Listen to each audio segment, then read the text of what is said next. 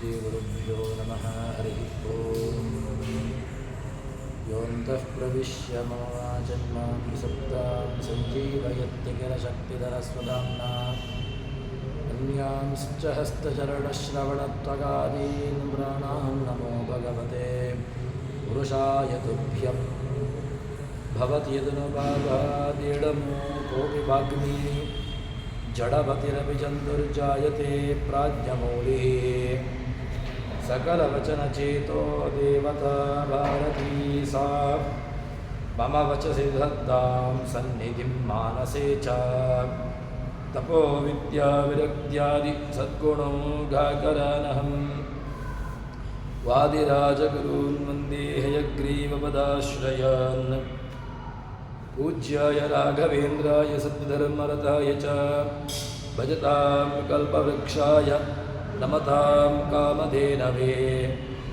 ब्रह्मचर्य हरिप्रेतिसुविद्यावादशालिनः इष्टदान् कष्टहर्तॄन्नः विद्यामान्यान् मुनीन् नमः श्रीगुरुभ्यो नमः ಹರಿಕಥಾಮೃತಸಾರದ ಮಂಗಳಾಚರಣ ಸಂಧಿ ಕರುಣಾಸಂಧಿ ಎರಡೂ ಮುಗಿದಿವೆ. ಮೂರನೆಯದ್ದಾಗಿರತಕ್ಕಂತಹ ವ್ಯಾಪ್ತಿ ಸಂಧಿ, ಭಗವಂತನ ವ್ಯಾಪ್ತಿ ಎಲ್ಲಿಯ ತನಕ ಇದೆ, ಎಲ್ಲಿ ತನ್ನ ವಿಶಿಷ್ಟವಾಗಿರತಕ್ಕಂತಹ ಅಂಶವನ್ನು ತಾನಿಟ್ಟುಕೊಂಡಿದ್ದಾನೆ, ಅವನ ರೂಪಗಳು ಅದೇ ರೀತಿಯಾಗಿ ಅವನ ವೈಭವ. ಇದನ್ನು ಈ ವ್ಯಾಪ್ತಿ ಸಂಧಿ, ಮೂರನೆಯದ್ದಾಗಿರತಕ್ಕಂತಹ ವ್ಯಾಪ್ತಿ ಸಂಧಿ ಅದನ್ನು ತಿಳಿಸಿಕೊಡ್ತಾ ಉಂಟು. ನಿನ್ನೆಯ ದಿವಸ ಭಗವಂತನ ಆ ಜಗನ್ನಾಥದಾಸರು ಹೇಳಿರತಕ್ಕಂತಹ ಪದ್ಯ ಪುರುಷರೂಪತ್ರಯ ಪುರಾತನ ಪುರುಷ ಪುರುಷೋತ್ತಮ ಕ್ಷರಾಕ್ಷರ ಪುರುಷ ಪೂಜಿತ ಪಾದ ಪೂರ್ಣಾನಂದ ಜ್ಞಾನಮಯ ಎಂಬ ಮಾತನ್ನು ನಿನ್ನೆಯ ದಿವಸ ನೋಡಿದ್ದೇವೆ. ಅದರ ವ್ಯಾಖ್ಯಾನ ಹೇಗಿದೆ ಅಂತಂದರೆ, ಭಗವಂತನ ಪುರುಷರೂಪತ್ರಯ ಎಂಬುದಾಗಿ ಇಲ್ಲಿ ಹೇಳ್ತಾರೆ. ಅದು ಯಾವುದೆಲ್ಲ ಅಂತ ಕೇಳಿದರೆ, ಭಾಗವತದ ತಾತ್ಪರ್ಯದ ಮಾತನ್ನು ನಮ್ಮ ಮುಂದೆ ಅದನ್ನು ಪ್ರಸ್ತುತಪಡಿಸ್ತಾರೆ. ವಿಷ್ಣೋಸ್ತು ಪುರುಷಾಖ್ಯಾನಿ ತ್ರೀಣಿ ರೂಪಾಣ್ಯತೋ ವಿದುಃ ಪ್ರಥಮಂ ಮಹತಸೃಷ್ಟೃ ದ್ವಿತೀಯಂ ತು ಅಂಡಸಂಸ್ಥಿತಂ ತೃತೀಯಂ ದೇಹಿನಾಂ ದೇಹೇ ತಾನಿ ಜ್ಞಾತ್ವಾ ವಿಮುಚ್ಯತೆ. ಭಗವಂತನ ಮೂರು ರೂಪಗಳನ್ನು ತಿಳ್ಕೊಳ್ಳಬೇಕು ಎಂಬುದಾಗಿ ಜಗನ್ನಾಥದಾಸರು ಹೇಳುತ್ತಾರೆ. ಭಗವಂತನ ಆ ಮೂರು ರೂಪಗಳು ಯಾವುದು ಅಂತ ಕೇಳಿದರೆ, ಪ್ರಥಮಂ ಮಹತ್ತತ್ವವನ್ನು ಸೃಷ್ಟಿ ಮಾಡಿರತಕ್ಕಂತಹ ಭಗವಂತನ ರೂಪ, ಅದು ಮೊದಲನೇ ರೂಪ. ಅದಾದ ಮೇಲೆ ಭಗವಂತನ ಎರಡನೆಯ ರೂಪ, ಅದು ಬ್ರಹ್ಮಾಂಡದ ಒಳಗೆ ಇದ್ದುಕೊಂಡು ಬ್ರಹ್ಮಾಂಡವನ್ನು ನಿಯಮನ ಮಾಡತಕ್ಕಂತಹ ಭಗವಂತನ ರೂಪ. ಅದಾದ ಮೇಲೆ ಮೂರನೆಯ ರೂಪ, ಇಡೀ ತೃತೀಯಂ ದೇಹಿನಾಂ ದೇಹೆ, ಇಡೀ ಸರ್ವ ಜೀವರುಗಳ ಹೃದಯದ ಗುಹೆಯಲ್ಲಿ ತಾನು ನೆಲೆಸಿ ಅದನ್ನು ನಿಯಮನ ಮಾಡತಕ್ಕಂತಹ ರೂಪ. ಅದನ್ನು ನಾವು ಅತ್ಯವಶ್ಯವಾಗಿ ತಿಳ್ಕೊಳ್ಳಬೇಕು ಎಂಬುದಾಗಿ ಹೇಳ್ತಾರೆ. ಇದು ಭಾಗವತ ಮಹಾತ್ಮ್ಯದಲ್ಲಿ ಹೇಳತಕ್ಕಂತಹದ್ದು. ನಾವು ಈ ರೂಪವನ್ನು ವಿಶೇಷವಾಗಿ ಇದನ್ನು ತಿಳ್ಕೊಳ್ಳಬೇಕು, ಇದರ ಉಪಾಸನೆಯನ್ನು ಮಾಡಲೇಬೇಕು ಎಂಬುದಾಗಿ ನಮಗೆ ಜಗನ್ನಾಥದಾಸರು ಅದನ್ನು ಆ ರೂಪದ ವೈಭವವನ್ನು ನಮ್ಮ ಮುಂದೆ ತೆರೆದಿಡುತ್ತಾರೆ.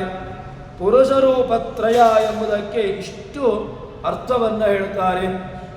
ಅದಾದ ಮೇಲೆ ಭಗವಂತ ಪುರಾತನ ಪುರುಷ ಎಂಬುದಾಗಿ ಹೇಳ್ತಾರೆ.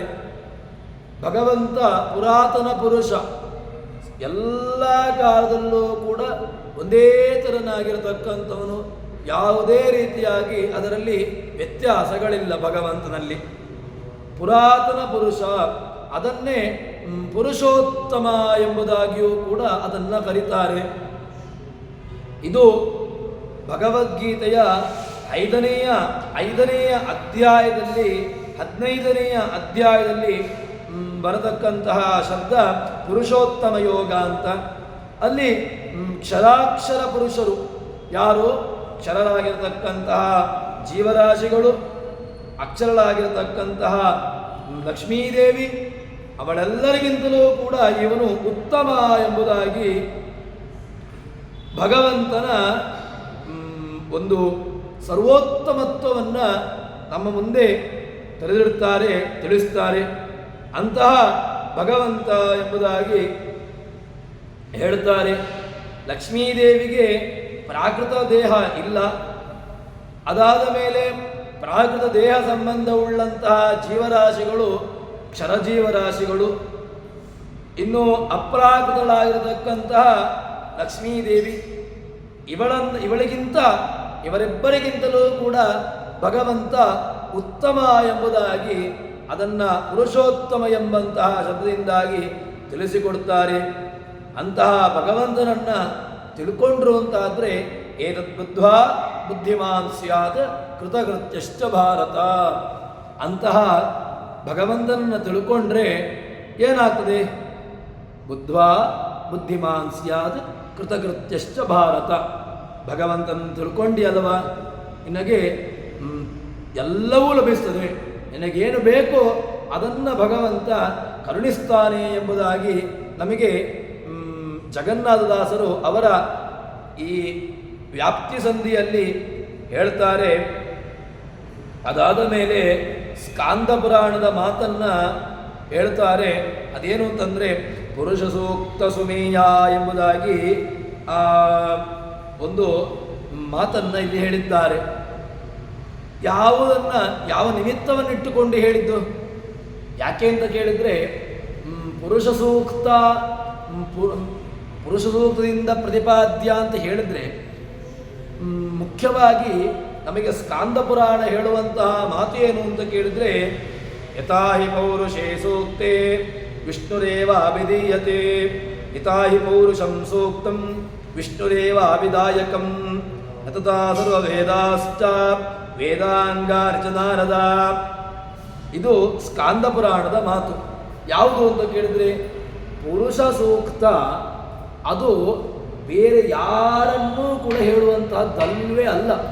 ಯಾಕೆ ಅಂತ ಕೇಳಿದರೆ ಪುರುಷ ಸೂಕ್ತಕ್ಕಿರತಕ್ಕಂತಹ ಮಹತ್ವನೇ ಅಂಥದ್ದು. ಅದು ದೊಡ್ಡ ಒಂದು ಮರ. ಯಾರು? ಆ ಪುರುಷ. ಅವನ ಅಂಗಗಳಿಂದಾಗಿ ಬೇರೆ ಬೇರೆ ರೀತಿಯಾಗಿರತಕ್ಕಂತಹ ದೇವತೆಗಳು, ಚಕ್ಷೋ ಸೂರ್ಯೋ ಅಜಾಯತ, ಒಂದು ಇಂದ್ರಿಯದಿಂದಾಗಿ ಏನು ಸೂರ್ಯಚಂದ್ರರು ಬಂದರು. ಬಾಹುಭ್ಯಾಂ ರಾಜನ್ಯಕೃತ, ತನ್ನ ಬಾಹುವಿನಿಂದಾಗಿ ರಾಜರುಗಳನ್ನು ಸೃಷ್ಟಿ ಮಾಡಿದ. ಊರೋದಸ್ತೆ ದ್ವೈಷ್ಯ ಮಧ್ಯಾಂ ಶ್ರೋತ್ರೋ ಅಜಾಯತ ಚಂದ್ರಮಾ ಮನಸೋ ಜಾತಃ. ಚಂದ್ರ ಭಗವಂತನ ಮನಸ್ಸಿನಿಂದ ಹುಟ್ಟಿರತಕ್ಕಂಥವನು. ಅದಕ್ಕಾಗಿ ಚಂದ್ರ ಮನೋನಿಯಾಮಕ, ಮನೋಕಾರಕ. ಇದೆಲ್ಲವನ್ನೂ ಕೂಡ ಪುರುಷ ಸೂಕ್ತ ಹೇಳ್ತದೆ. ಆದ್ದರಿಂದ ಸ್ಕಾಂದ ಪುರಾಣದ ಮಾತನ್ನು ಹೇಳ್ತಾರೆ. ಪುರುಷ ಸೂಕ್ತ ಬೇರೆಯವರನ್ನು ಹೇಳಲಿಕ್ಕೆ ಸಾಧ್ಯವೇ ಇಲ್ಲ. ಪುರುಷ ಸೂಕ್ತ ನೇರವಾಗಿ ಅದನ್ನು ನೀವು ಅರ್ಥಾತ್ ಹೇಳಬೇಕು ಅಂತಿಲ್ಲ. ನೇರವಾಗಿ ಭಗವಂತನನ್ನು ಹೇಳುವಂತಹ ಒಂದು ಸೂಕ್ತ ಅಂತಿದ್ದರೆ ಅದು ಪುರುಷ ಸೂಕ್ತ, ವಿಷ್ಣು ಸೂಕ್ತ. ಇವೆಲ್ಲವೂ ಕೂಡ ಭಗವಂತನನ್ನು ಹೇಳುವಂತಹ ಸೂಕ್ತಗಳು ಅಂತ ಹೇಳ್ತಾರೆ. ಅದನ್ನು ಪುರುಷ ಸೂಕ್ತಮೇಯ, ಭಗವಂತ ಪುರುಷ ಸೂಕ್ತ ಪ್ರತಿಪಾದ್ಯ ಎಂಬ ಶಬ್ದದಿಂದ ತಿಳಿಸ್ತಾರೆ. ಅದಾದ ಮೇಲೆ ಭಗವಂತ ಎಲ್ಲಿದ್ದಾನೆ ಅಂತ ಕೇಳಿದಾಗ ಅವನು ಎಲ್ಲ ಕಡೆಗಳಲ್ಲೂ ಇದ್ದಾನೆ ಎಂಬುದಾಗಿ ಮಹಾನಾರಾಯಣೋಪನಿಷತ್ತಿನ ಆ ಒಂದು ಮಾತನ್ನು ತಿಳಿಸಿಕೊಡ್ತಾರೆ.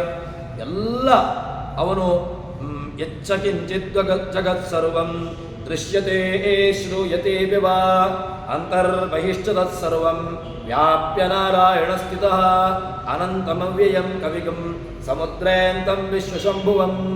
ನಾರಾಯಣ ಉಪನಿಷತ್ತಿನ ಮಂತ್ರ.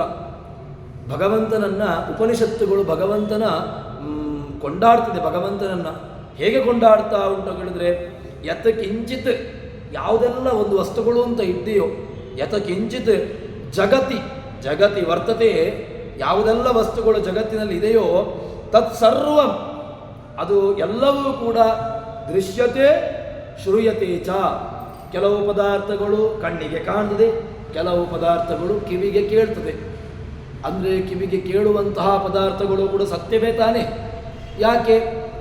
ಯಾರೋ ಒಬ್ಬ ವ್ಯಕ್ತಿ ಮಾತನಾಡ್ತಾ ಇದ್ದಾನೆ, ಸುಳ್ಳು ಅಂತ ಹೇಳಲಿಕ್ಕೆ ಬರೋದಿಲ್ಲಲ್ವ.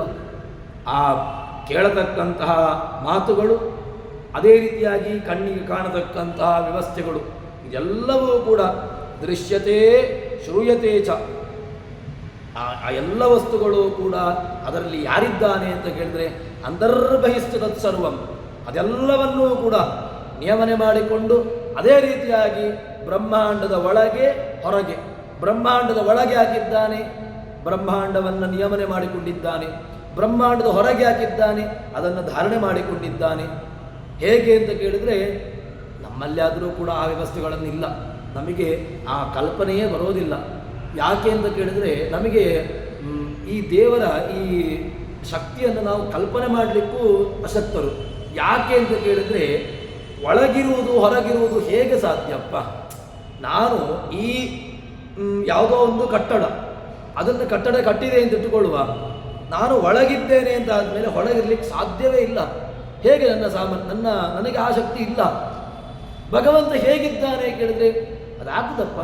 ಅಣಿಮ ಮಹಿಮಾ ಚೈವ ಅದೆಲ್ಲ ಇರುವ ಭಗವಂತನಿಗೆ. ಅವನಿಗೆ ಸಾಮರ್ಥ್ಯ ಉಂಟು.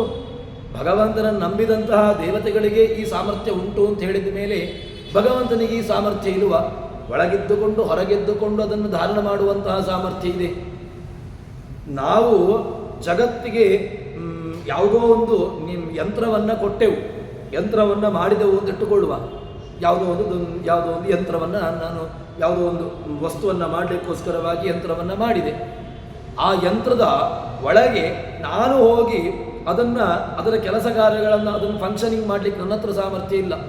ಮತ್ತು ನಾನದಕ್ಕೆ ಏನೋ ಒಂದು ವ್ಯವಸ್ಥೆಯನ್ನು ಅದಕ್ಕೆ ಮೊದಲಿಗೆ ನಾನು ಕೊಡಬೇಕಷ್ಟೇ. ಯಾವುದೋ ಒಂದು ಈಗಿನ ಲೌಕಿಕ ವ್ಯವಸ್ಥೆಯಲ್ಲಿಟ್ಟುಕೊಳ್ಳುವಾಗ ನೀವು ಮೊಬೈಲ್ ಇಟ್ಟುಕೊಳ್ಳಿ, ಅದಕ್ಕೆ ಯಾವುದೋ ಒಂದು ಮದರ್ ಬೋರ್ಡು ಅಥವಾ ಇನ್ನಿತರ ಯಾವುದೋ ಒಂದು ವ್ಯವಸ್ಥೆಗಳನ್ನು ಮೊದಲೇ ಅದಕ್ಕೆ ಫೀಡ್ ಮಾಡಬೇಕು. ನೀವು ಅದನ್ನು ಮಾಡಿದ್ರಿ ಅಂತಾದರೆ ಅದು ತನ್ನ ಕಾರ್ಯವನ್ನು ಮಾಡ್ತಾ ಹೋಗ್ತದೆ. ಅದೇ ರೀತಿಯಾಗಿ ಲೌಕಿಕವಾಗಿರತಕ್ಕಂತಹ ಯಾವುದೋ ಒಂದು ಮೆಷಿನ್, ಅದು ಕೂಡ ನೀವು ಅದಕ್ಕೆ ವ್ಯವಸ್ಥೆಯನ್ನು ಹೇಳ್ತೀರೋ ಆ ರೀತಿಯಾಗಿ ಅದು ತನ್ನ ಕಾರ್ಯವನ್ನು ಮಾಡ್ತದೆ. ಆದರೆ ಭಗವಂತ ಹಾಗಲ್ಲ. ಎಲ್ಲವನ್ನು ತತ್ರಟ್ವ ಉಪನಿಷತ್ತು ಬಹಳ ಚೆನ್ನಾಗಿ ಶಿಕ್ಷಾವಲ್ಲಿ ತೈತ್ರೀಯ ಉಪನಿಷತ್ತಿನ ಆರಂಭದವಲ್ಲಿ ಭಗವಂತನನ್ನು ಕೊಂಡಾಡ್ತದೆ.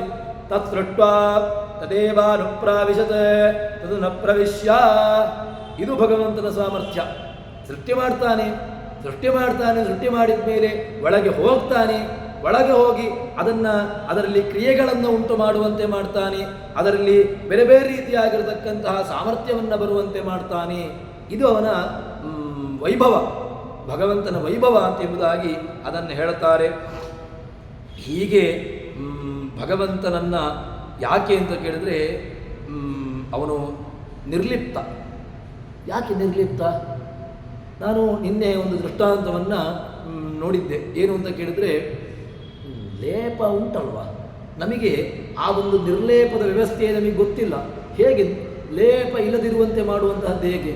ಯಾವುದೋ ಒಂದು ವಸ್ತುವನ್ನು ಸೃಷ್ಟಿ ಮಾಡಿದ ಮೇಲೆ ಅದನ್ನು ಸರಿಯಾದರೆ ಸರಿ ಉಂಟು ಅಂತಾದರೆ ಅದನ್ನು ಸರಿಯಾಗಿ ನೋಡಿಕೊಳ್ಳಬೇಕು. ಇಲ್ಲ ಅಂತಾದರೆ ಅದಕ್ಕೆ ಕಾಲಕ್ಕೆ ಏನೋ ಒಂದು ವ್ಯವಸ್ಥೆಗಳನ್ನು ಮಾಡ್ತಾ ಇರಬೇಕು. ನನಗೂ ಅದಕ್ಕೂ ಸಂಬಂಧ ಉಂಟು. ನನ್ನ ಮಗ ಅಂತಾದರೆ ನನಗೂ ಮಗನಿಗೂ ಸಂಬಂಧ ಇಲ್ಲ, ಜಗತ್ತಿಗೆ ತರುವುದು ಮಾತ್ರ ನನ್ನ ಕೆಲಸ, ಆಮೇಲೆ ನನಗೂ ಅವನಿಗೂ ಸಂಬಂಧ ಇಲ್ಲ. ಇಲ್ಲಪ್ಪ, ನಿರ್ಲಿಪ್ತ ಅಲ್ಲ ನೀನು, ನಾನು ಲೇಪ ಉಳ್ಳವನು. ಭಗವಂತ ನಿರ್ಲಿಪ್ತ. ಅವನು ಸೃಷ್ಟಿ ಮಾಡಿದ ಹಾಗೆ ಅಂತೇಳಿ ನಿರ್ಲಿಪ್ತ ಅಂತ ಹೇಳಿಕೊಂಡು ಭಗವಂತನಿಗೆ ನಮ್ಮನ್ನು ಜಗತ್ತಿಗೆ ತಂದ ಮೇಲೆ ಅವನಿಗೂ ನಮಗೂ ಸಂಬಂಧ ಇಲ್ಲ, ಅವನನ್ನು ಹಾಗೆ ನಿರ್ಲಿಪ್ತನ ಅಂತ ಕೇಳಿದರೆ, ಜೀವರುಗಳ ವ್ಯವಸ್ಥೆಯಿಂದ ಅವನಿಗೆ ಅನುಭವಿಸುವಂಥ ಪ್ರಾರಬ್ಧ ಇಲ್ಲ. ಭಗವಂತ ಯಾಕೆ ಜೀವರುಗಳ ಪ್ರಾರಬ್ಧವನ್ನು ಅನುಭವಿಸಬೇಕು? ಅದನ್ನೇ ಒಂದು ಸ್ತೋತ್ರದಲ್ಲಿ ಕೊಂಡಾಡ್ತಾರೆ. ಒಂದೇ ವಂದ್ಯಂ ಸದಾನಂದಂ ವಾಸುದೇವಂ ನಿರಂಜನಂ. ಅಂಜನ ಶಬ್ದಕ್ಕೆ ದೋಷ ಅಂತ ಅರ್ಥ. ನಿರಂಜನ ಶಬ್ದಕ್ಕೆ ಏನರ್ಥ ಅಂತ ಕೇಳಿದ್ರೆ ಅಂಜನ ರಹಿತ, ನಿರಂಜನ, ನಿರ್ಗತಃ ಅಂಜನ.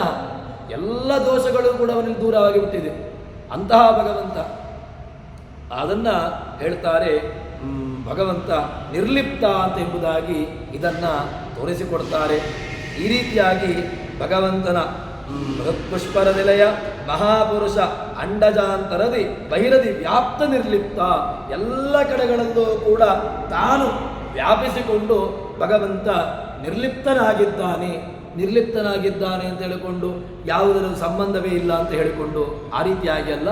ಸಂಬಂಧ ಅಂತ ಹೇಳಿದರೆ ನಮ್ಮಂತೆ ಇರತಕ್ಕಂತಹ ಸಂಬಂಧ ಇಲ್ಲ. ನಮಗೆ ಸತ್ವಗುಣ, ರಜೋಗುಣ, ತಮೋಗುಣ ಇತ್ಯಾದಿಗಳಂತೆ ನಮಗೆ ಸಂಬಂಧಗಳು ಉಂಟಾಗ್ತದೆ. ಆದರೆ ಅವನಿಗೆ ಅದು ಯಾವ ಸಂಬಂಧಗಳು ಇಲ್ಲ, ಮೀರಿರ್ತಕ್ಕಂಥವನು ಎಂಬುದಾಗಿ ಭಗವಂತನ ಸಾಮರ್ಥ್ಯವನ್ನು ತುಂಬ ಚೆನ್ನಾಗಿ ನಮಗೆ ಅದನ್ನು ಅರ್ಥಪಡಿಸ್ತಾರೆ. ಅದಾದ ಮೇಲೆ ಭಗವಂತ ಸ್ತ್ರೀ ಪುರುಷಾದಿಗಳಲ್ಲಿ ಯಾವ ರೀತಿಯಾಗಿ ಭಗವಂತನ ವ್ಯಾಪ್ತಿ, ಭಗವಂತ ಸ್ತ್ರೀ ಪುರುಷಾದಿಗಳಲ್ಲಿ ಇಲ್ವಾ ಅಂತ ಹೇಳಿದ್ರೆ ಇದ್ದಾನೆ. ಯಾಕಿದ್ದಾನೆ ಅದನ್ನು ಹೇಳ್ತಾರೆ. ಸ್ತ್ರೀ ನಪುಂಸಕ ಪುರುಷ ಭೂ ಸಲೀಲಾದಿಲ್ಲ ಗಗನ ಮನ ಶಶಿ ಭಾನು ಕಾಲಗುಣ ಪ್ರಕೃತಿಯೊಳಗಂದು ತಾನಲ್ಲ. ಏನು ಇವನ ಮಹಾಮಹಿಮೆ ಕಡೆಗಾಣ ರಜಭವ ಶಕ್ರ ಮುಖರು ನಿಧಾನಿಸಲು ಮಾನವರು ಅಳಿಗವಡುವುದೇ ವಿಚಾರಿಸಲು. ಹೇಳ್ತಾರೆ ಭಗವಂತ ಎಲ್ಲಿದ್ದಾನೆ ಅಂತ ಕೇಳಿದ್ರೆ ಎಲ್ಲ ಕಡೆಗಳಲ್ಲಿದ್ದಾನೆ. ಸ್ತ್ರೀಯರಲ್ಲಿದ್ದಾನೆ, ಸ್ತ್ರೀ ನಪುಂಸಕ ಪುರುಷ ಭೂಮಿಯಲ್ಲಿದ್ದಾನೆ, ಸಲಿಲ ನೀರಿನಲ್ಲಿದ್ದಾನೆ, ಅದಾದಮೇಲೆ ಅನಲ ಬೆಂಕಿಯಲ್ಲಿದ್ದಾನೆ, ಆಮೇಲೆ ಗಾಳಿಯಲ್ಲಿದ್ದಾನೆ, ಗಗನ ಆಕಾಶ ಮನಸ್ಸು ಸೂರ್ಯ ಚಂದ್ರಾದಿಗಳು, ಅದಾದ ಮೇಲೆ 3 ಪ್ರಕೃತಿಗಳು ಸತ್ವಗುಣ ರಜೋಗುಣ ತಮೋಗುಣ ಇತ್ಯಾದಿ ಪ್ರಕೃತಿಗಳು ಇದರಲ್ಲಿದ್ದಾನೆ. ಇದ್ದಾನೆ ಅಂತ ಆದಮೇಲೆ ತಾನು ಎಲ್ಲಿ ಇದ್ದಾನೋ ಅದರ ಸಂಬಂಧ ಉಂಟು. ಹೇಗೆ ಅಂತ ಕೇಳಿದ್ರೆ ನಾನು ಈಗ ಇಲ್ಲಿದ್ದೇನೆ ಅಂತ ಆದಮೇಲೆ ನನಗೆ ಇದರ ಸಂಬಂಧ ಇಲ್ಲ ಅಂತ ನೀವು ಹೇಗೆ, ಅದೊಂದು ಕಲ್ಪನೆ ಇಲ್ಲ ಅಲ್ವಾ? ನಾನು ಮದುವೆಯಾಗಿದ್ದೇನೆ, ನನಗೆ ನನಗೂ ಹೆಂಡತಿಗೂ ಸಂಬಂಧವೇ ಇಲ್ಲ ಅಂತ ಹೇಳಿದ್ರೆ ಅದಾಗೋದಿಲ್ಲ. ಭಗವಂತ ಜಗತ್ತಿನಲ್ಲಿದ್ದಾನೆ, ಜಗತ್ತಿಗೆ ಎಲ್ಲವನ್ನೂ ಕೂಡ ಅವನೇ ಅಂತ ಹೇಳಿದ ಮೇಲೆ ಅವನಿಗೂ ಅದಕ್ಕೂ ಸಂಬಂಧ ಉಂಟಲ್ವಾ ಅಂತ ಹೇಳಿದ್ರೆ ಅದನ್ನು ಒಂದೇ ಒಂದು ಶಬ್ದದಿಂದ ಹೇಳ್ತಾರೆ, ತಾನಲ್ಲ. ಅವನ ಇದ್ದಾನೆ, ಆದರೆ ಅದಕ್ಕೆ ಯಾವುದಕ್ಕೂ ಕೂಡ ಅಂಟಿಕೊಂಡಿಲ್ಲ. ಅದನ್ನು ಭಗವಂತ ಎಲ್ಲ ಶಬ್ದಗಳಿಂದಲೂ ಕೂಡ ವಾಚ್ಯ ಅಂತ ಹೇಳುವಾಗ ಜಗತ್ತಿನಲ್ಲಿ ಪಾಪಿ, ಕನಿಷ್ಠ ಇತ್ಯಾದಿ ಶಬ್ದಗಳು ಉಂಟಲ್ವ. ನೀವು ಪಾಪಿ ಅಂತ ಹೇಳಿದ್ರು ದೇವರಿಗೆ ಎಲ್ಲ ಶಬ್ದಗಳು ಕೂಡ ಅವನನ್ನೇ ಹೇಳ್ತದೆ ಅಂತ ಆದಮೇಲೆ ಪಾಪಿ, ಕನಿಷ್ಠ ಇತ್ಯಾದಿ ಶಬ್ದಗಳೆಲ್ಲವೂ ಕೂಡ ಹೇಗೆ ಭಗವಂತನಿಗೆ ಸಮನ್ವಯ ಮಾಡ್ತೀರಿ? ಅದಕ್ಕೆ ಹೇಳ್ತಾರೆ ನಮ್ಮಲ್ಲಿ ಆಗುವಾಗ ಪಾಪಿ ಶಬ್ದಕ್ಕೆ ಹೇಗೆ ಅಂತ ಕೇಳಿದ್ರೆ ಪಾಪಃ ಅಸ್ಯಾಂ ಅಸ್ತಿ ಇತಿ ಪಾಪಿ, ಪಾಪ ಇವನಲ್ಲಿ ಇದೆ ಅದರಿಂದಾಗಿ ಅವನು ಪಾಪಿ ಅಂತ ಅನಿಸಿಕೊಳ್ತಾನೆ. ಆದರೆ ಭಗವಂತ ಆಗಲ್ಲ. ಭಗವಂತ ಏನು ಕೇಳಿದ್ರೆ ಪಾಪದ ಕಂಟ್ರೋಲ್ ಇವನ ಹತ್ರ ಇದೆ, ಸ್ವಾಮಿತ್ವ. ದುಡ್ಡು ಕ್ಯಾಶಿಯರ್ ಕೂಡ ಸ್ವಾಮಿ. ಯಾಕೆ ಸ್ವಾಮಿ? ಕ್ಯಾಶಿಯರಲ್ಲಿ ಅವನ ಸ್ವಾಮಿತ್ವ ಇಲ್ಲ. ಅಲ್ಲಿ ಕ್ಯಾಶಿಯರ್ ಯಾರೋ ಒಬ್ಬ ಕೊಟ್ಟಿರತಕ್ಕಂಥ ಹಣವನ್ನು ಅವನ ಅಕೌಂಟಿಗೆ ಹಾಕ್ಲಿಕ್ಕೆ ಮಾತ್ರ ಸ್ವಾಮಿ. ಅದೇ ರೀತಿಯಾಗಿ ನಮ್ಮಲ್ಲಿ ಹೇಗೆ ಅಂತ ಕೇಳಿದ್ರೆ ನಮ್ಮಲ್ಲಿರತಕ್ಕಂತಹ ಸ್ವಾಮಿತ್ವ ಅಷ್ಟೇ. ನಾವು ಪಾಪವನ್ನು ಅನುಭವಿಸಲಿಕ್ಕೆ ಇರುವಂಥವರು.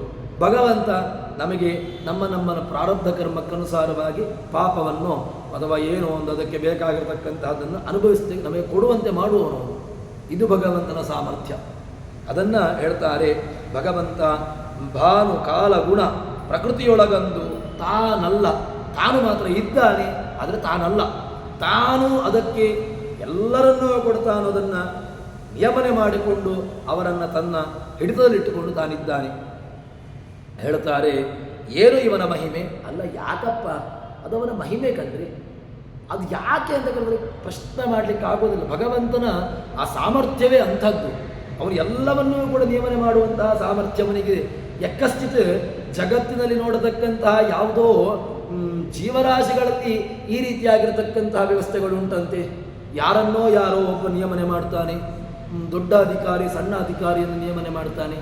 ಇಲ್ವಾ? ಉಂಟಲ್ವಾ? ಪ್ರತ್ಯಕ್ಷದಿಂದ. ಯಾಕೆ ಅಂತ ಕೇಳಿದರೆ ಅದು ಯಾಕೆ ಅಂತ ಹೇಳಿದ್ರೆ ಅವನ ಅಧಿಕಾರ ಜಾಸ್ತಿ ಇದೆ, ಇವನ ಅಧಿಕಾರ ಅಷ್ಟು ವ್ಯಾಪ್ತಿ ಇಲ್ಲ. ಅದಕ್ಕೋಸ್ಕರವಾಗಿ ಮೇಲಧಿಕಾರಿ ಕೆಳಗಿನ ಅಧಿಕಾರಿಯನ್ನು ಪ್ರಶ್ನೆ ಮಾಡ್ತಾನೆ, ಅವನಿಗೆ ಏನೋ ಅಥವಾ ಏನೋ ಹೇಳಬೇಕು ಸಲಹೆಗಳನ್ನು ಕೊಡ್ತಾನೆ. ಅದು ಅವನ ಸಾಮರ್ಥ್ಯ ಅಲ್ವಾ? ಅದೇ ರೀತಿಯಾಗಿ ನಿಮ್ಮ ಲೌಕಿಕವಾಗಿರತಕ್ಕಂತಹ ದೃಷ್ಟಾಂತಗಳು ಹೇಗಿದೆಯೋ ಅದೇ ರೀತಿಯಾಗಿ ಭಗವಂತ ಮಾತ್ರ ಭಗವಂತನ ಸಾಮರ್ಥ್ಯ. ಅವನು ಇಡೀ ಜಗತ್ತನ್ನು ನಿಯಮನೆ ಮಾಡುವವನು. ಯಾವುದೋ ಒಂದು ನಮ್ಮ ಸೀಮಿತವಾಗಿರತಕ್ಕಂಥ ಅವಧಿಯಲ್ಲಿ ನಾವು ಇಷ್ಟೆಲ್ಲ ಮಾಡ್ತೇವೆ ಅಂತ ಆದರೆ ಬ್ರಹ್ಮಾಂಡದ ಒಡೆಯ ಭಗವಂತ, ಇಡೀ ಬ್ರಹ್ಮಾಂಡವನ್ನು ಕೇಳುವ ಹಕ್ಕು ಅವನಿಗಿಲ್ವ? ಭಗವಂತ ನಾನು ಸೃಷ್ಟಿ ಮಾಡಿದ್ದು.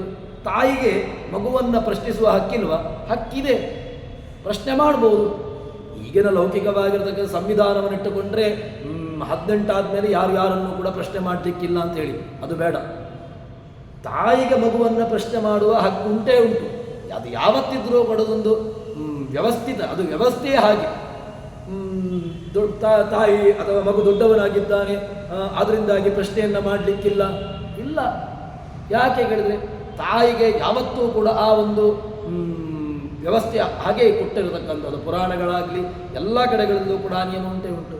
ಅದೇ ರೀತಿಯಾಗಿ ಭಗವಂತ ಏನು ಇವನ ಮಹಾಮಹಿಮೆ ಕಡೆಗಾಣ. ನಾವು ಅದನ್ನು ಯೋಚನೆ ಮಾಡಲಿಕ್ಕೂ ಸಾಧ್ಯ ಇಲ್ಲ. ಯಾರು ನಾವು ಬಿಡಿಯಪ್ಪ, ನಾವು ಯಕ್ಕಶ್ಚಿತ ಜೀವರಾಶಿಗಳು, ನಾವೇನು ನಾವು ದೇವರ ಮಹಿಮೆಯನ್ನು ಹೇಳುವಂತಹದ್ದು. ದೇವರ ಮಹಿಮೆಯಂತಹದ್ದು ಅಂತ ಕೇಳಿದ್ರೆ ನಾವಲ್ಲ.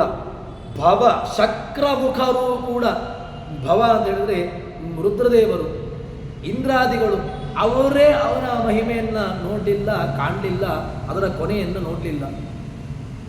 ಸಮುದ್ರದ ಕೊನೆಯನ್ನೇ ನಾವು ನೋಡಲಿಲ್ಲ. ನಾವು ಹೇಳ್ತೇವೆ ಸಮುದ್ರ ಎಲ್ಲಿಯೋದು ಅನಂತವಾಗಿದೆ, ಅರಬ್ಬಿ ಸಮುದ್ರ ದೊಡ್ಡದಾಗಿದೆ ಅಂತ. ಕೊನೆ ಉಂಟಾಗಿದ್ರೆ ಕೊನೆ ಉಂಟು, ಯಾವುದೋ ಒಂದು ಕೊನೆ ಉಂಟು ಅದಕ್ಕೆ. ಭಗವಂತನದ್ದು ಹಾಗಲ್ಲ. ಅವನ ಮಹಿಮೆ ಅನಂತವಾಗಿರತಕ್ಕಂತಹ ಮಹಿಮೆ.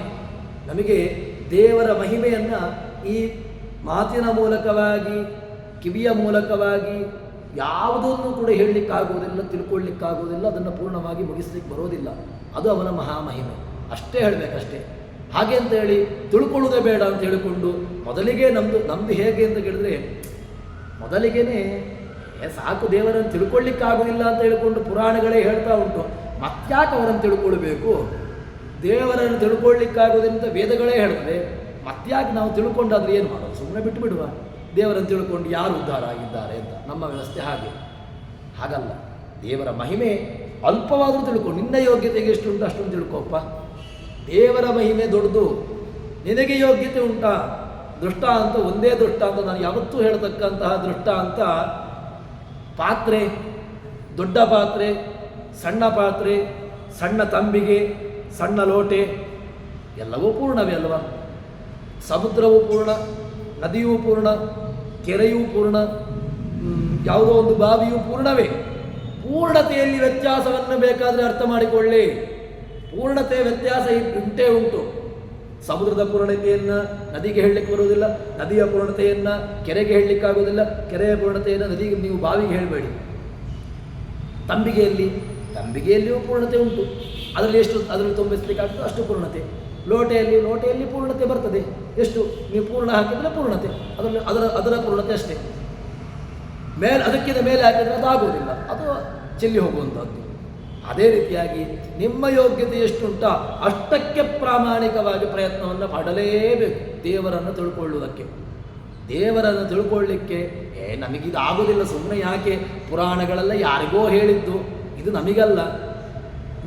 ಇದು ಕೇವಲ ಒಂದು ಯಾವುದೋ ಒಂದು ತಿಳ್ಕೊಳ್ಳಿಕ್ಕೆ ಯಾರೋ ಅಜ್ಜಿ ಪುರಾಣ ಇದು, ಅಜ್ಜಿಯಂದಿರು ತಿಳ್ಕೊಳ್ಬೇಕು, ಪ್ರಾಯ ಆದವರಿಗೆ ತಿಳ್ಕೊಳ್ಳಿಕ್ಕೆ. ನಾವೆಲ್ಲ ಬಿಸಿ ರಕ್ತದವರು, ನಮಗಿದಿಲ್ಲ ಪುರಾಣಗಳು, ಭಗವದ್ಗೀತೆಗಳು, ಮಹಾಭಾರತ, ಇದು ನಮಗಲ್ಲ ಹೇಳಿದ್ದಲ್ಲ. ಇದು ಯಾರಿಗೋ ಒಂದು ರೀತಿಯಾಗಿ ಅಂತ ಹೇಳಿದ್ರೆ ನಾವು ಯಾವತ್ತೂ ಕೂಡ ಇದೇ ರೀತಿಯಾಗಿರ್ತೇವೆ. ನೀವು ಅದಕ್ಕೆ ಪ್ರಯತ್ನವನ್ನು ಪಟ್ಟಿದ್ದೀರಾ ಅಂತ ಕೇಳಿದ್ರೆ ಇಲ್ಲ, 0. ನಮ್ಮ ಪ್ರಯತ್ನ ಇಲ್ಲದೆ ಯಾವತ್ತೂ ಕೂಡ ಯಾವ ಕಾರ್ಯವೂ ಆಗುವುದಿಲ್ಲ. ಅದಕ್ಕೋಸ್ಕರವಾಗಿ ಅದನ್ನು ಹೇಳ್ತಾರೆ, ಭಗವಂತನ ಮಹಿಮೆಯನ್ನು ಅವರೇ ತಿಳ್ಕೊಳ್ಳಿಲ್ಲ, ನಮಗೋಸ್ಕರವಾಗಿ ನಾವಾದರೂ ತಿಳ್ಕೊಳ್ಳಿಕ್ಕೆ ಪ್ರಯತ್ನವನ್ನು ಪಡಬೇಕು ಎಂಬುದಾಗಿ ಜಗನ್ನಾಥದಾಸರು ಹೇಳ್ತಾರೆ. ಭವಶುಕ್ರಮಕರು ನಿಧಾನಿಸಲು ಅವರೇ ಅದನ್ನು ತಿಳ್ಕೊಳ್ಳಿಲ್ಲ.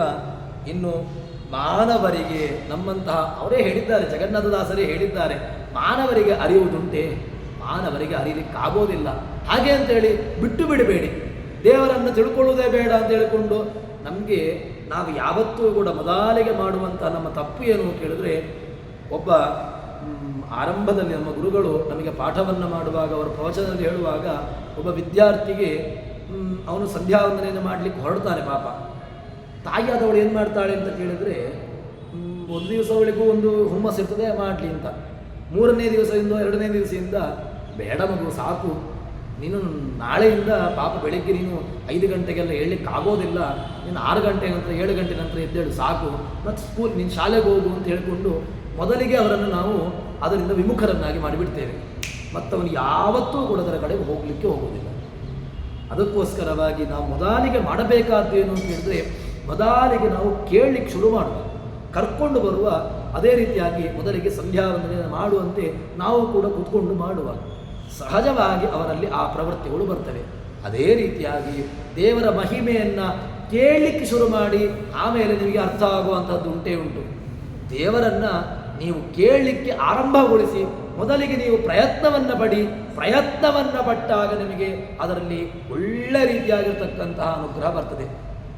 ಅದನ್ನು ಹೇಳ್ತಾರೆ, ಮಾನವರು ಅಳೆಗಡುವುದೇ ವಿಚಾರಿಸಲು, ನಮ್ಮಂಥವರು ಅದನ್ನು ತಿಳ್ಕೊಳ್ಳಿಕ್ಕೂ ಸಾಧ್ಯ ಇಲ್ಲ ಅಂತ ಹೇಳ್ತಾರೆ.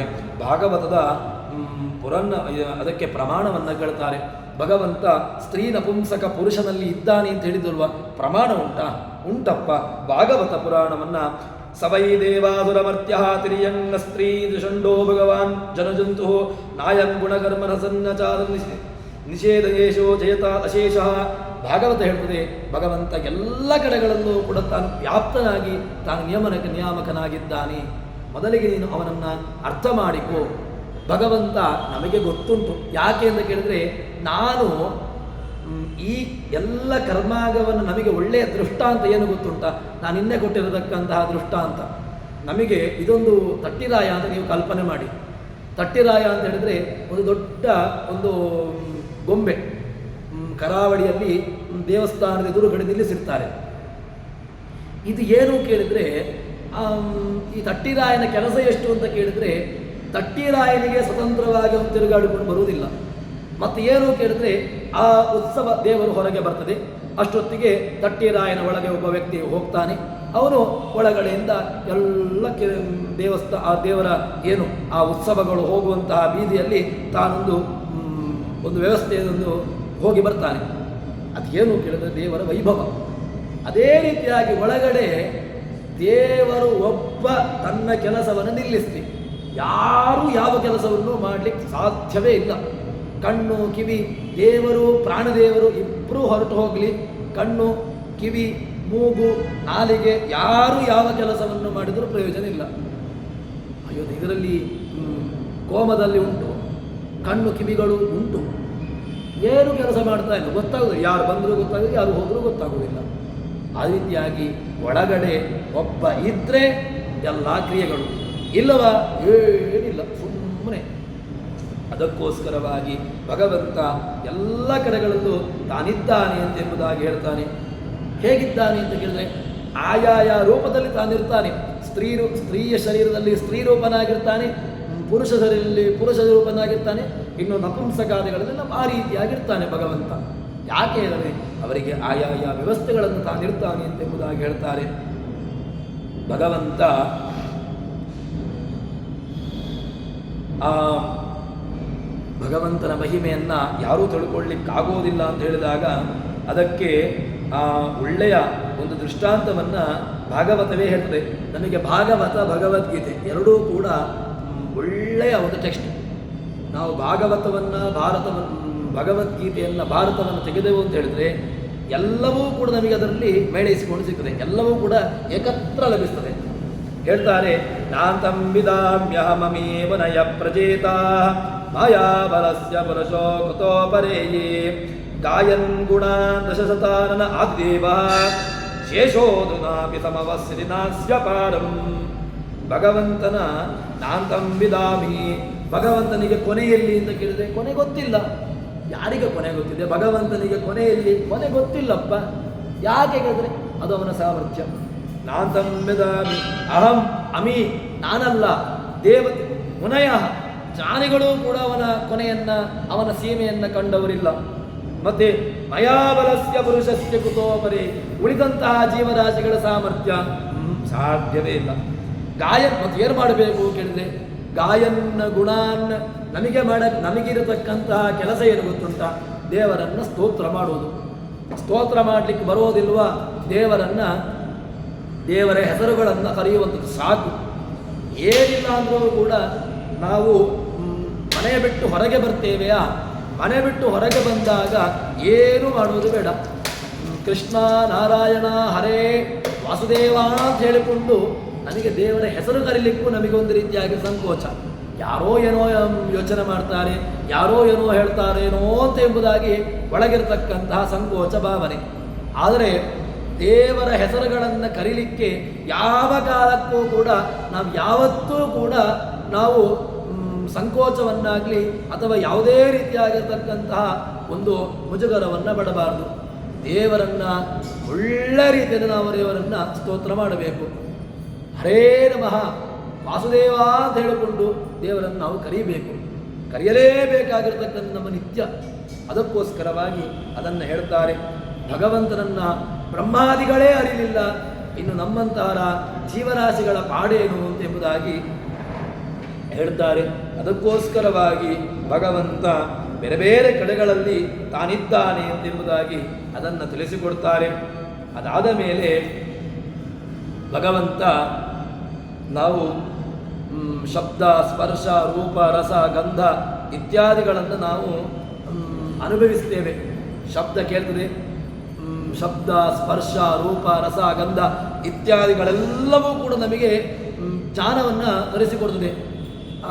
ಕಣ್ಣು ನೋಡ್ತದೆ, ಕಿವಿ ಕೇಳ್ತದೆ, ತ್ವಗೇಂದ್ರಿಯ ಮುಟ್ತದೆ, ಎಲ್ಲ ರೀತಿಯಾಗಿರ್ತಕ್ಕಂತಹ ನಮಗೆ ಕ್ರಿಯೆಗಳು ಆಗ್ತಾ ಉಂಟು.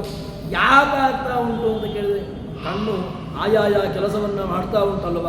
ಯಾಕೆ ಮಾಡ್ತಾ ಉಂಟು ಕೇಳಿದ್ರೆ ಅದಕ್ಕಿರತಕ್ಕಂತಹ ಭಗವಂತನ ಸಾಮರ್ಥ್ಯ. ಅದಕ್ಕೋಸ್ಕರವಾಗಿ ಆ ಎಲ್ಲ ಇಂದ್ರಿಯಗಳು ಕೂಡ ತಮ್ಮ ತಮ್ಮ ಕಾರ್ಯವನ್ನು ಮಾಡ್ತಾ ಉಂಟು. ನಾವೇನಾದರೂ ಆಯಾಯ ಇಂದ್ರಿಯಗಳು ಕೆಲಸವನ್ನು ನಿಲ್ಲಿಸಿದಾಗ ನಮಗೆ ಅದರ ಮಹತ್ವ ಗೊತ್ತಾಗುವಂತಹದ್ದು. ಹೀಗೆ ಅವುಗಳಲ್ಲಿ ತಾನಿದ್ದಾನೆ, ಅದೇ ತಾನಲ್ಲ. ಇದೆಲ್ಲ ಗೋಲಕಗಳು. ಈ ಕಣ್ಣು ಕಿವಿ ಇದೆಲ್ಲ ಗೋಲಕಗಳು ಅಂತ ಹೇಳಿದ್ರೆ ಇದೊಂದು ರೀತಿಯಾಗಿ ವ್ಯವಸ್ಥೆ. ನಮಗೆ ಕಾಣಲಿಕ್ಕೆ ಬೇಕಾಗಿರತಕ್ಕಂಥ ವ್ಯವಸ್ಥೆ ಇದು, ಕೇಳಲಿಕ್ಕೆ ಬೇಕಾಗಿರತಕ್ಕಂಥ ವ್ಯವಸ್ಥೆ ಇಲ್ಲಿ, ಮುಟ್ಲಿಕ್ಕೆ ಬೇಕಾಗಿರತಕ್ಕಂತಹ ವ್ಯವಸ್ಥೆ ಚರ್ಮದಲ್ಲಿ, ಇನ್ನು ನಡಿಲಿಕ್ಕೆ ಬೇಕಾಗಿರ್ತಕ್ಕಂಥ ವ್ಯವಸ್ಥೆಯನ್ನು ಕಾಲು ಮಾಡ್ತದೆ.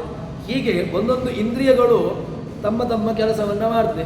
ಯಾಕೆ ಮಾಡ್ತದೆ ಏಕೆಂದರೆ ಅಲ್ಲಿ ಭಗವಂತ ಶಬ್ದಾತ್ಮನೆ ಬೃಹಸ್ಪತಿ ಪ್ರಾಣಾಭ್ಯಾಂ ನಮಃ, ಪರಾಯ ಸ್ಪರ್ಶಾತ್ಮನೆ ಅಪಾನಾಯ ನಮಃ, ರೂಪಾತ್ಮನೆ ವ್ಯಾನಾಯ ನಮಃ, ರಸಾತ್ಮನೆ ಉದಾನಾಯ ನಮಃ.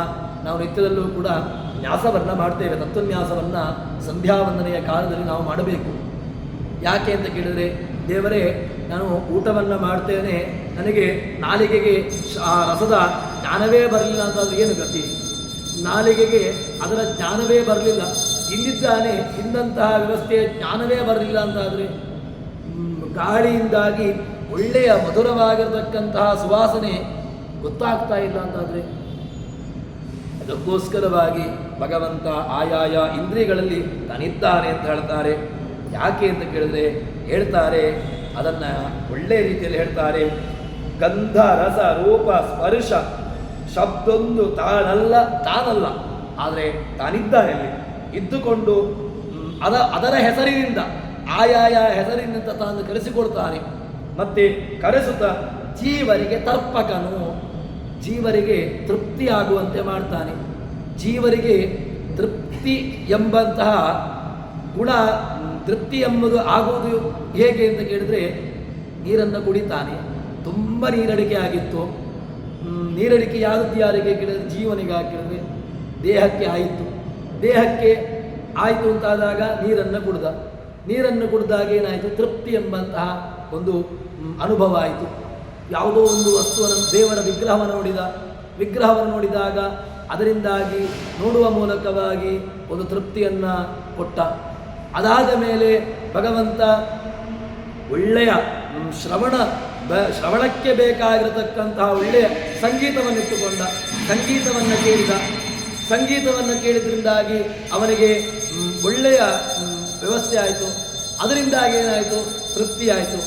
ಹೀಗೆ ಒಂದೊಂದು ವ್ಯವಸ್ಥೆಗಳಲ್ಲಿ ತಾನಿದ್ದುಕೊಂಡು ಭಗವಂತ ಏನು ಮಾಡಿದ, ತೃಪ್ತಿದಾಯಕ ತರ್ಪಕ, ತೃಪ್ತಿಯನ್ನು ಅನುಭವಿಸುವಂತೆ ಮಾಡಿದ. ತರ್ಪಕನು ಯಾಕೆ ಮಾಡಿದ ಕೇಳಿದ್ರೆ, ಹೊಂದಿಕೊಂಡಿಹ ಪರಮ ಕರುಣಾ ಸಿಂಧು. ಒಂದೇ ಒಂದು ಉತ್ತರ ಏನು ಕೇಳಿದ್ರೆ, ಭಗವಂತನಿಗೆ ಕರುಣೆಯಪ್ಪ.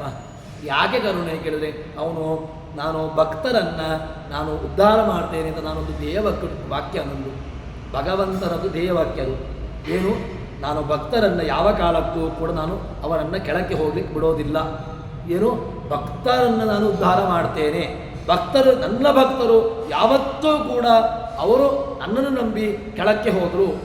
ಈ ರೀತಿಯಾಗಿರ್ತಕ್ಕಂತಹ ಒಂದು ಅಪಕೀರ್ತಿ ಬರಬಾರ್ದು ಭಗವಂತನಿಗೆ. ಅದಕ್ಕೋಸ್ಕರ ಭಕ್ತ ಏನು ಮಾಡ್ತಾನೆ, ಪರಮ ಕರುಣಾ ಸಿಂಧು. ಕರುಣಾ ಸಿಂಧು ಅಂತ ಉತ್ತರ ಅದನ್ನು ಹೇಳ್ತಾರೆ. ಕರುಣೆ ಸಿಂಧುವಿನ ರೀತಿಯಲ್ಲಿದೆ. ಅದು ಸಮುದ್ರ, ಎಷ್ಟು ಬೇಕಾದರೂ ಅದರಲ್ಲಿ ಖಾಲಿಯಾಗೋದಿಲ್ಲ. ಸಿಂಧು ಸಮುದ್ರದ ರೀತಿಯಲ್ಲಿ ಅಷ್ಟಿರ್ತದೆ ಅವನಲ್ಲಿ, ಶಾಶ್ವತ ಒಂದೇ ರೀತಿಯಾಗಿ ಅದನ್ನು ಕೊಡ್ತಾನೆ. ಆದರೆ ಮನವೇ ಮೊದಲಾದ ಇಂದ್ರಿಯಗಳಿದ್ದು ಭೋಗಿಸುತ್ತ ವಿಷಯಗಳ, ತಾನು ಆಯಾಯ ಇಂದ್ರಿಯಗಳಲ್ಲಿದ್ದಾನೆ, ಆ ವಿಷಯಗಳನ್ನು ಭೋಗಿಸ್ತಾನೆ ಅಂತ ಕೇಳಿದರೆ ಅದನ್ನು ತಾನು ಅನುಭವಿಸುವಂತೆ ಮಾಡ್ತಾನೆ. ಜೀವನಿಗೆ ಅದರ ಕಷ್ಟ ಸುಖಗಳ ಅನುಭವ ಬರುವಂತೆ ಮಾಡ್ತಾನೆ. ಇದು ಅವನ ಒಂದು ಸಾಮರ್ಥ್ಯ. ಭಗವಂತ ಈ ರೀತಿಯಾಗಿ ತಾನು ಹೇಳ್ತಾನೆ. ಅದಾದ ಮೇಲೆ ಭಗವಂತನ ಆ ಎಲ್ಲ ಇಂದ್ರಿಯಗಳಲ್ಲಿ ತಾನಿದ್ದಾನೆ ಅಂತ ಹೇಳಿಕೊಂಡು ತೃಪ್ತಿದಾಯಕ ಅಂತ ಹೇಳ್ತಾರೆ. ಹೇಳಿಕೊಂಡು ಅದರಲ್ಲಿ ಭಗವಂತನ ಮುಖ್ಯವಾಗಿ ಗಂಧಾದಿಗಳು ಅಂತ ಹೇಳಿದಾಗ, ಸಾಮಾನ್ಯ ಗಂಧ ಅಂತ ಇಟ್ಟುಕೊಂಡಾಗ ಪುಣ್ಯೋ ಗಂಧ ಪೃಥಿವ್ಯಾಂಚ ತೇಜಶ್ಚ ಸ್ಮೃತಿಭಾವಸೋ. ಮತ್ತೆ ಪುನಃ ಭಗವದ್ಗೀತೆ, ನಮಗೆ ಮತ್ತೆ ಪುನಃ ಭಗವದ್ಗೀತೆ ನೆನಪಾಗಬೇಕು. ಇಲ್ಲಿ ಒಂದು ಸಣ್ಣ ಒಂದು ಶಬ್ದವನ್ನು ಹೇಳಿದ್ದು, ಪುಣ್ಯೋ ಗಂಧ ಪೃಥಿವ್ಯಾಂಚ ತೇಜಶ್ಚ ಸ್ಮೃತಿಭಾವಸು. ತಾನು ಎಲ್ಲಿದ್ದೇನೆ ಕೇಳಿದ್ರೆ ಪುಣ್ಯವಾಗಿರತಕ್ಕಂತಹ ಗಂಧದಲ್ಲಿ ಒಳ್ಳೆಯ ಗಂಧ, ಹಾಗೆ ಅಂತೇಳಿ ದುರ್ಗಂಧದಲ್ಲಿ ತಾನಿಲ್ಲ ಅಂತ ಹೇಳಿಕೊಂಡು ಅದನ್ನು ನೀವು ಅಪಲಾಪ ಮಾಡಬೇಡಿ. ನಾವು ಯಾವತ್ತೂ ಕೂಡ ನಮಗೆ ಇರತಕ್ಕಂತಹ ನಿಯಮ ಏನು ಕೇಳಿದ್ರೆ ಒಳ್ಳೆಯ ಗಂಧವನ್ನು ನಾವು ಸ್ವೀಕಾರ ಮಾಡುವಂತಹದ್ದಲ್ವ. ಆ ರೀತಿಯಾಗಿ ಪುಣ್ಯೋ ಗಂಧ ಪೃಥಿವ್ಯಾಂಚ ತೇಜಶ್ಚ ಸ್ಮೃತಿಭಾವಸು, ತಾನು ಅಲ್ಲಿದ್ದೇನೆ ಅಂತ ಹೇಳಿಕೊಂಡು ಈ ರೀತಿಯಾಗಿ ತನ್ನ ಮಹತ್ವವನ್ನು ಹೇಳ್ತಾನೆ. ಅದಾದ ಮೇಲೆ ಭಗವಂತ ಅವನ ವ್ಯವಸ್ಥೆಯನ್ನು ಹೇಳಿದ ಮೇಲೆ ಮತ್ತೊಂದು ಅದರಲ್ಲಿ ಬರತಕ್ಕಂತಹ ಮಾತನ್ನು ಹೇಳ್ತಾರೆ. ಕಾಮತಾನಾಗಿದ್ದೇನೆ ಅಂತ ಹೇಳಿದಾಗ ಕಾಮ ಬೇಡ ಅಲ್ವಾ? ಕಾಮ ಯಾಕೆ? ಕಾಮ ಒಳ್ಳೆಯದ ಅಂತ ಕೇಳಿದ್ರೆ ಒಳ್ಳೆಯ ಕಾಮ ಹೌದು, ಒಳ್ಳೆಯ ಕಾಮ ಬೇಕು ಅಂತ ನಾವು ಹೇಳ್ತೇವೆ. ನೀವು ಮತ್ತೆ ಇಲ್ಲಿ ಕಾಮನೂ ತಾನೇ ಅಂತ ಆಗಿಬಿಟ್ರೆ ನಮಗೆ ಎಲ್ಲವೂ ಕೂಡ ನಮಗೆ ಹೇಳ್ಬೋದು, ಸುಲಭದ ನಮಗೆ ಎಲ್ಲವನ್ನೂ ದೇವರ ಮೇಲೆ ಹಾಕಿಬಿಟ್ರೆ ಆಯಿತು. ನನಗೆ ಒಳ್ಳೆಯದು, ನನಗೆ ಕೆಟ್ಟದ್ದು ಮಾಡಬೇಕು ಅಂತಿರಲಿಲ್ಲ, ದೇವರನ್ನ ಕೈಯಲ್ಲಿ ಕೆಟ್ಟದನ್ನು ಮಾಡಿಸಿದ ಅಂತ ಹೇಳಿದರೆ ಅದಕ್ಕೆ ಒಂದೇ ಉತ್ತರ. ಮತ್ತೆ ಪುನಃ ಭಗವದ್ಗೀತೆಯ ಮಾತು ಮತ್ತೆ ನನಗೆ ನೆನಪಾಗಬೇಕು. ಧರ್ಮಾವಿರುದ್ಧೋ ಭೂತೇಶು ಕಾಮೋ ಅಸ್ಮಿ ಭರತರ್ಷಭ. ಧರ್ಮಕ್ಕೆ ಅವಿರುದ್ಧವಾಗಿರತಕ್ಕಂತಹ ಕಾಮ ನಾನು ಅಂತ ಇಟ್ಟುಕೊಳ್ಳಿ, ಧರ್ಮ ವಿರುದ್ಧವಾಗಿರತಕ್ಕಂತಹ ಕಾಮ ತಾನು ಅಂತ ಇಡಬೇಡಿ. ಯಾವ ಕಾಮ ಧರ್ಮ ಸಹಕಾರಿಯಾಗಿ ಉಂಟೋ ಅಂತಹ ಕಾಮ ನಾನು, ಧರ್ಮ ವಿರುದ್ಧವಾಗಿರತಕ್ಕಂತಹ ಕಾಮವನ್ನು ಮಾಡು ತಾನು ಅಂತ ಹೇಳಿಕೊಂಡು ಅದು ಕೂಡ ದೇವರೇ ಮಾಡಿಸಿದ ಅಂತ ಹೇಳಿಕೊಂಡು ದೇವರ ಮೇಲೆ ಎತ್ತಿ ಹಾಕಬೇಡಿ. ನಮಗೆ ಈ ಪುರಾಣಗಳು ಅರ್ಥ ಆಗುವುದಕ್ಕಿಂತ ಅಪಾರ್ಥ ಆಗುವುದೇ ಜಾಸ್ತಿ ಆಗಿಬಿಡ್ತದೆ. ಅದಕ್ಕೆ ಕೃಷ್ಣನೇ ಉತ್ತರವನ್ನು ಕೊಟ್ಟಿದ್ದಾನೆ. ಧರ್ಮಾವಿರುದ್ಧೋ ಭೂತೇಶು ಕಾಮೋ ಅಸ್ಮಿ ಭರತರ್ಷಭ. ಧರ್ಮ ಅವಿರುದ್ಧವಾಗಿರತಕ್ಕಂತಹ ಕಾಮ ನಾನು, ಧರ್ಮ ವಿರುದ್ಧವಾಗಿರತಕ್ಕಂತಹ ಕಾಮ ತಾನು ಅಂತ ಹೇಳಿಕೊಂಡು ನನ್ನ ಮೇಲೆ ನೀವು ಗೂಬೆ ಕೂರಿಸಬೇಡಿ. ಅದನ್ನು ಕೃಷ್ಣ ಹೇಳ್ತಾನೆ. ಧರ್ಮಾವಿರುದ್ಧ ನನ್ನ ಉಪಾಸನೆ ಮಾಡ್ತೀರಲ್ವಾ, ಒಳ್ಳೆಯ ಕಾಮ ಬೇಕಪ್ಪ, ನನಗೆ ಕಾಮ ಬೇಡವಾಗಿರದೆ ದೇವರನ್ನು ನೋಡಬೇಕು ಅಂತ ನಮಗೆ ಕಾಮ ಬೇಕು. ದೇವರನ್ನು ಅವನು ದಾಸರುಗಳು ಅವನನ್ನು ನೋಡಿದ್ದಾರೆ. ಅದೇ ರೀತಿಯಾಗಿ ನಾನೂ ಕೂಡ ಅವನನ್ನು ಮತ್ತಷ್ಟು ನೋಡಬೇಕು ಎಂಬಂತಹ ಲೋಭವೂ ಬೇಕು. ಕಾಮ, ಕ್ರೋಧ, ಲೋಭ, ಮೋಹ, ಮದ, ಮತ್ಸರ ಎಲ್ಲವೂ ಬೇಕು. ಯಾವುದಕ್ಕೆ ಬೇಕು? ದೇವರ ವಿಷಯದಲ್ಲಿ ಬೇಕು. ದೇವರ ವಿರುದ್ಧವಾಗಿರತಕ್ಕಂಥದ್ರಲ್ಲಿ ಬೇಡ. ದೇವರ ವಿಷಯದಲ್ಲಿ ಇದೆಲ್ಲವೂ ಕೂಡ ಪೂರಕವೇ, ಬೇಕೇ ಬೇಕು. ದೇವರ ವಿರುದ್ಧವಾಗಿ, ದೇವರಿಗಿಂತ ವ್ಯತಿರಿಕ್ತವಾಗಿರತಕ್ಕಂತಹದ್ದನ್ನು ಅದನ್ನಿಟ್ಟುಕೊಂಡು ಅದಕ್ಕೆ ಅರ್ಥವನ್ನು ಮಾಡಬೇಡಿ. ಧರ್ಮ ವಿರುದ್ಧ, ಧರ್ಮ ಪೂರಕವಾಗಿರ್ತಕ್ಕಂಥದ್ದಕ್ಕೆ ನನ್ನ ಅಭಿಮತ ಇದೆ. ಧರ್ಮ ವಿರುದ್ಧವಾಗಿ ಮಾಡಿದರೆ ಅದಕ್ಕೆ ನನ್ನ ಸಹಮತ ಇಲ್ಲ ಎಂಬುದಾಗಿ ನಮಗೆ ಹೇಳ್ತಾರೆ. ಇದು ನಮಗೆ ಭಗವಂತನ ವ್ಯವಸ್ಥೆಯನ್ನು ಹೇಳ್ತಾರೆ. ಹೀಗೆ ಹೇಳಿದ ಮೇಲೆ ಭಗವಂತ ಏನು ಮಾಡ್ತಾನೆ ಅಂತ ಕೇಳಿದರೆ, ಇಂದ್ರಿಯಗಳಲ್ಲಿ ತಾನಿದ್ದಾನೆ ಅಂತ ಹೇಳಿದರು. ಇಂದ್ರಿಯಗಳಲ್ಲಿ ಇದ್ದುಕೊಂಡು ಕರ್ಮೇಂದ್ರಿಯ, ಜ್ಞಾನೇಂದ್ರಿಯ, ಮನಸ್ಸು, ಪಂಚ ಜ್ಞಾನೇಂದ್ರಿಯಗಳು, ಪಂಚ ಕರ್ಮೇಂದ್ರಿಯಗಳು, ಮನಸ್ಸು ಒಂದು ಸೇರಿ ಏಕಾದಶ ಇಂದ್ರಿಯಗಳು. ಇದೊಂದು ಏಕಾದಶ ಇಂದ್ರಿಯಗಳುಳ್ಳಂತಹ ಇದೊಂದು ಮನೆ. ಏಕಾದಶಿ ಇಂದ್ರಿಯಗಳು ಕೂಡ ಉಂಟೇ ಉಂಟು. ಜ್ಞಾನೇಂದ್ರಿಯ ಉಂಟು, ಕರ್ಮೇಂದ್ರಿಯ ಉಂಟು, ಮನಸ್ಸು ಉಂಟು. ಇದು ಭಗವಂತನ ಕಡೆಗಾದಾಗ ಇದು ಪೂರಕ, ಭಗವಂತನ ವಿರುದ್ಧವಾಗಿರಿದಾಗ ಇದು ನಮಗೆ ಇದೇನಾಗ್ತದೆ, ನಮ್ಮನ್ನು ಕೆಳಕ್ಕೆ ಹಾಕಲಿಕ್ಕೆ ಬೇಕಾಗಿರತಕ್ಕಂಥ ವ್ಯವಸ್ಥೆ ಆಗಿಬಿಡ್ತದೆ. ಅದಕ್ಕೋಸ್ಕರವಾಗಿ ಹೇಗಿರ್ತಾನೆ ಅಂತ ಕೇಳಿದ್ರೆ, ಭಗವಂತ ವ್ಯಾಪ್ತನಾಗಿರ್ತಾನೆ. ಸರ್ವೇಂದ್ರಿಯಮಯೋ ವಿಷ್ಣು ಸರ್ವಪ್ರಾಣಿಶೀಲ ಸರ್ವನಾಮಾಭಿಧೇಯಶ್ಚ ಸರ್ವವೇದೋದಿದಶ್ಚ ಸಹ. ಸ್ಕಾಂದ ಪುರಾಣದ ಮಾತನ್ನು ಹೇಳ್ತಾರೆ. ಭಗವಂತ ಆಯಾಯ ವ್ಯವಸ್ಥೆಯಲ್ಲಿ ತಾನಿರ್ತಾನೆ. ಎಲ್ಲ ಗುಣಗಳಲ್ಲೂ ತಾನಿದ್ದುಕೊಂಡು ಭಗವಂತ ಆಯಾಯ ಅದಕ್ಕೆ ಬೇಕಾಗಿರತಕ್ಕಂತಹ ಆಹಾರಗಳು ಬೇಕಲ್ವ. ಹೇಗೆ ಅಂತ ಕೇಳಿದ್ರೆ, ನಮಗೆ ಹೊಟ್ಟೆಗೆ ಆಹಾರ ಬೇಕಲ್ವ. ಹೊಟ್ಟೆಗೆ ಆಹಾರ ಬೇಕು ಅಂತಾದರೆ ತಿನ್ನಲಿಕ್ಕೆ ಶುರು ಮಾಡ್ತೇವೆ. ಅದೇ ರೀತಿಯಾಗಿ ಇದು ಕೂಡ ಒಂದು ರೀತಿಯಾಗಿ ಆಹಾರವನ್ನು ಬಯಸ್ತಾ ಇರುವಂತಹದ್ದು. ಆಹಾರವನ್ನು ಬಯಸ್ತಾ ಇರೋದಕ್ಕೆ ನಾವು ಆಹಾರವನ್ನು ಕೊಡ್ತೇವಲ್ವ. ಆಹಾರವನ್ನು ಕೊಡುವುದು ಯಾವುದು ಕೇಳಿದ್ರೆ, ಯಾವ್ಯಾವುದೋ ಆಹಾರವನ್ನು ಕೊಟ್ಟು ಬಿಡ್ತೇವೆ. ಇದು ಹುಡುಕ್ತಾ ಇರ್ತದೆ. ಈ ಕಣ್ಣು, ಕಿವಿ, ಮೂಗು, ನಾಲಿಗೆ ಇದೆಲ್ಲವೂ ಕೂಡ ಹುಡುಕ್ತಾ ಇರ್ತದೆ. ಇದಕ್ಕೆ ಹೊರಗಡೆಗೆ ಏನೋ ಒಂದು ಬೇಕು ಬೇಕು ಬೇಕು ಅಂತ ಅನಿಸ್ತಾ ಇರ್ತದೆ. ಇದನ್ನು ನೀವು ಬೇಕು ಬೇಕು ಬೇಕು ಅಂತ ಹೇಳ್ತಾ ಇರುವಾಗ ನೀವಿದಕ್ಕೆ ಕೊಡಬೇಕು. ಏನು ಕೊಡಬೇಕು ಕೇಳಿದ್ರೆ, ಒಳ್ಳೆಯ ವಿಷಯವನ್ನು ಕೊಟ್ಟು ಬಿಡಿ, ಅದರಲ್ಲಿ ಮಗ್ನವಾಗಿ ಬಿಡ್ತದೆ. ಇದಕ್ಕೆ ನೀವು ಆರಂಭದಲ್ಲಿಯೇ ಕೆಟ್ಟ ವಿಷಯವನ್ನು ತಿನ್ನು ಅಂತ ಹೇಳಿ ಕೊಟ್ಟು ಬಿಟ್ಟರೆ ಮತ್ತೆ ಯಾವತ್ತೂ ಕೂಡ ಒಳ್ಳೆಯದರ ಕಡೆಗೆ ಅದು ಯಾವತ್ತೂ ತಿರುಗಿ ನೋಡೋದಿಲ್ಲ. ಅದರ ವ್ಯವಸ್ಥೆ ಅಂಥದ್ದು. ಯಾಕೆ ಕೇಳಿದ್ರೆ, ಮುಖ್ಯವಾಗಿ ಇಲ್ಲುಂಟಲ್ಲ ಒಂದು ಮನಸ್ಸು, ಆ ಮನಸ್ಸಿನ ವ್ಯವಸ್ಥೆ ಅಂತದ್ದು. ಬುದ್ಧಿ ಮನಸ್ಸುಗಳು ನಮ್ಮ ಹಿಡಿತದಲ್ಲಿರಬೇಕು. ಕೃಷ್ಣ ಭಗವದ್ಗೀತೆಯಲ್ಲಿ ಹೇಳುವಾಗ ಋಷಿಕೇಶ, ಅವನಿಗೆ ಋಷಿಕೇಶ ಅಂತ ಹೆಸರು ಭಗವಂತನಿಗೆ. ಯಾಕೆ ಋಷಿಕೇಶ ಅಂತ ಕೇಳಿದ್ರೆ, ಈಶ ಋಷಿಕ ಶಬ್ದಕ್ಕೆ ಇಂದ್ರಿಯಗಳು ಅಂತ ಅರ್ಥ.